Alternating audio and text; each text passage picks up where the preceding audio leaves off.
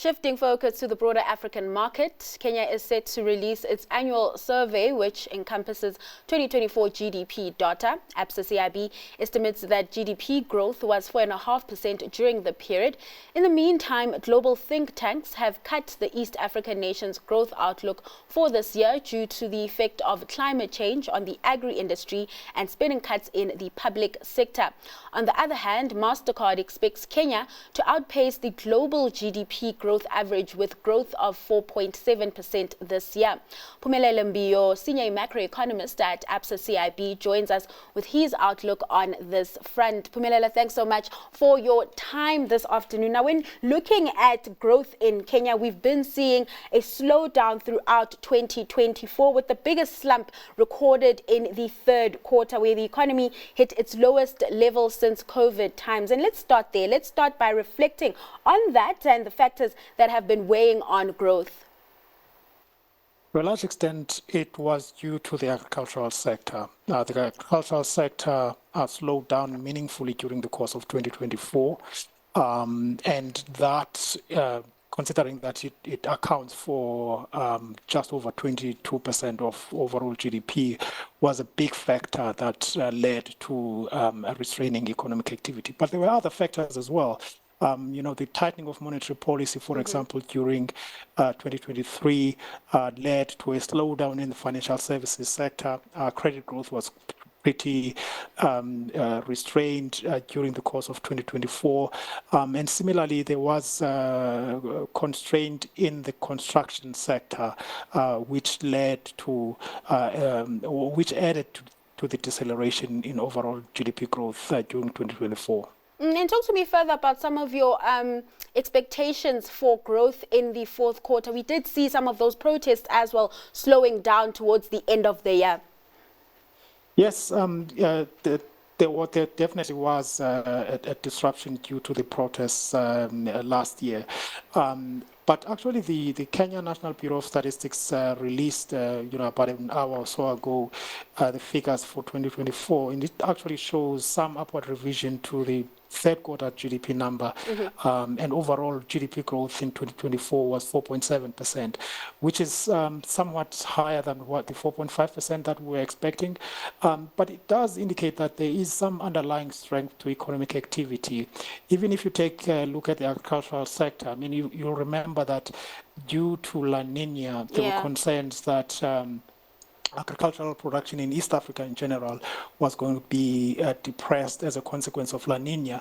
But what we've seen is that the rainfall patterns, leading up to the start of the long rain season, which started in March, was not as bad as could have been the case given La Nina. But in any event, La Nina was characterized as being weak. So even the agricultural sector seems to have been performed relatively well, given the fact that there was La Nina.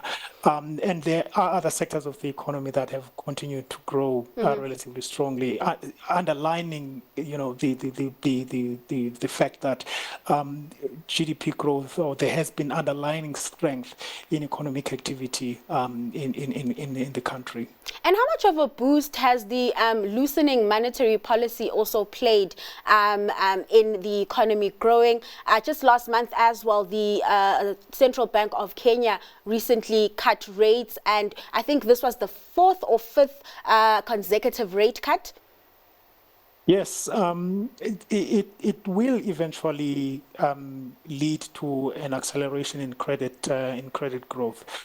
So far, we have seen that perhaps the downside momentum has been easing, but it is likely that there is going to be a significant pickup in credit growth. Our expectation is that the central bank is going to continue to lower the policy rate. Currently, it's about 10%. We expect that there is at least another 100 basis points worth of cuts to the policy rate before they stop the easing, or they complete the easing cycle.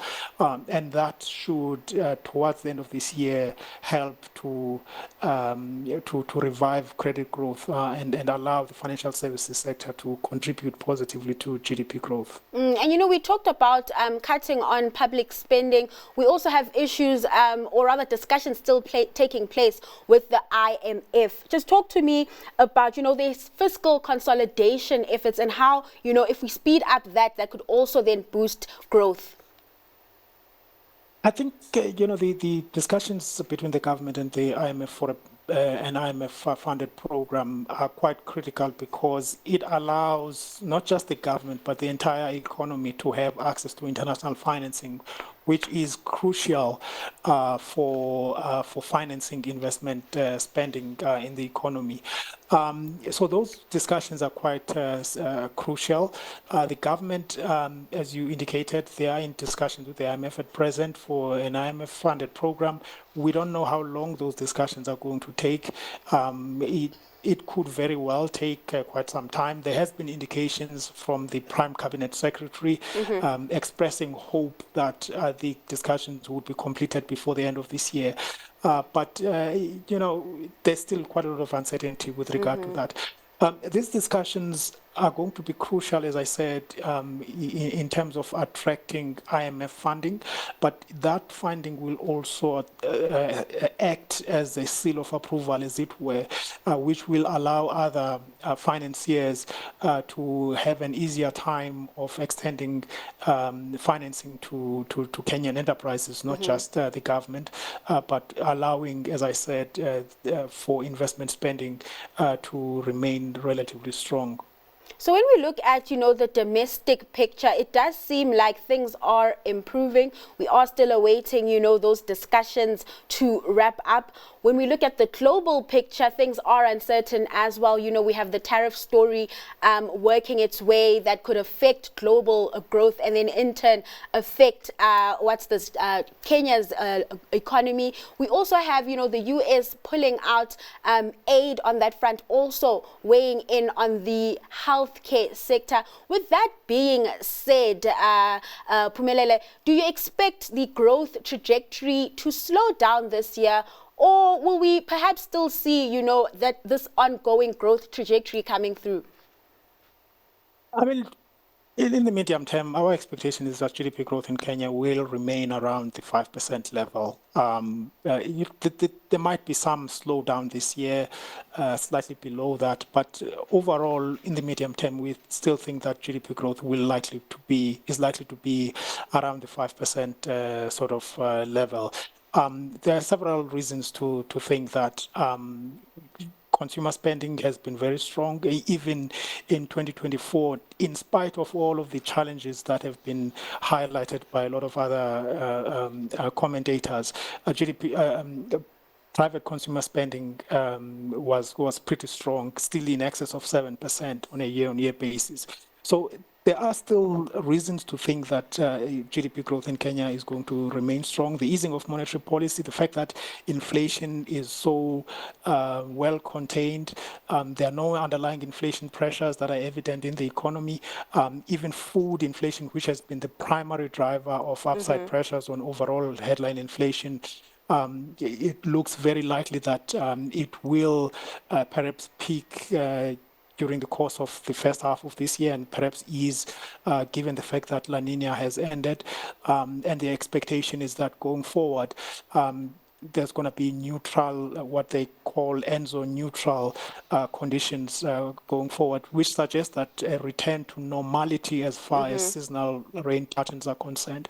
So there is every reason to think that the growth trajectory is going to return to more or less normality. Of course, one has to take into account as well the fact that there are going to be elections in 2027 leading up to that, especially against the backdrop of negotiations for an IMF program. There could be restraint in government spending, or at least there is an expectation that the government is going to have to restrain government spending leading up to that. But we don't think that that is going to be a meaningful downside risks to economic growth. It would actually be the inability to raise external financing to finance investment that would be a problem for the Kenyan economy.